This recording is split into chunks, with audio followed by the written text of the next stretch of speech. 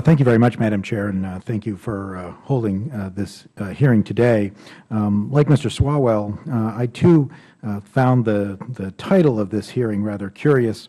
The title suggests that Bakken crude oil is part of America's path to energy independence, and certainly do want to talk about the various issues related to it. It's certainly one of those sources that has been increasing in recent years. But if we do truly want to explore quote-unquote energy independence in the United States, as the title of this hearing does suggest, and given the fact that we are the Science and Technology Committee, we should be exploring the use and development of domestic renewable sources of energy, such as wind, solar power, biofuels, geothermal, even nuclear, those that do not add to the threats posed by global climate change, which we have already started to see. That said, once one gets past the politically loaded title, I am truly grateful to both the chairwoman of the Energy Subcommittee and the chairman of the Subcommittee on Oversight for calling this hearing today. The issue of Bakken crude oil and rail car safety combined is particularly important to my constituency, my constituents, and my district in upstate New York, since we have 2 train cars a day that carry Bakken crude oil that pass through the Syracuse, New York area in my home district.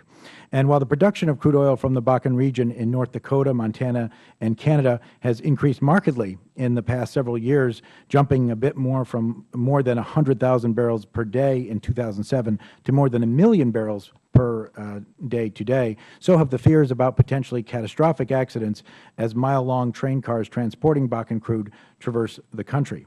Now, Bakken crude oil is more volatile, and what I mean by volatile is a lower flash point that could lead to an explosion.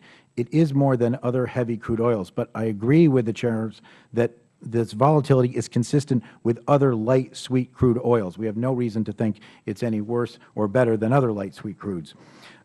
So to help address some of the known safety issues in transporting light crude oils generally and working with the industry, the Pipeline and Hazardous Materials Safety Administration came out with a proposed regulation 2 months ago regarding crude by rail safety issues, including methods to help reduce the risk of accidents and areas for improved safety and response to these potential hazards. And I'm very happy to have PHMSA witnesses today to discuss their efforts regarding improved safety on our rail.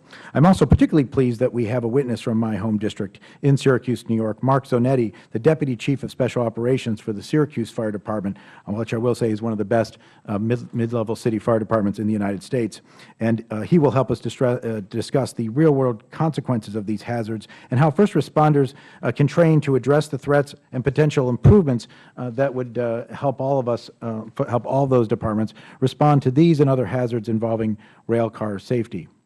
Again, trains carrying Bakken crude oil traverse the length of my upstate New York district on their way to Albany, New York, and many East Coast refineries, as they do cross much of the United States. Using the rail lines, these trains can be up to 1 mile long, and they can carry roughly 120 tank cars with 85,000 barrels of oil. So any substance with any volatility at all would obviously be a concern to me. I'm not necessarily judging Bakken crude as any different or any more of a concern, but safety clearly is a concern and one we have to deal with.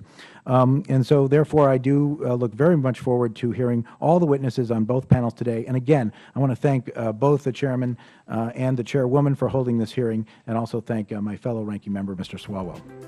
I yield back.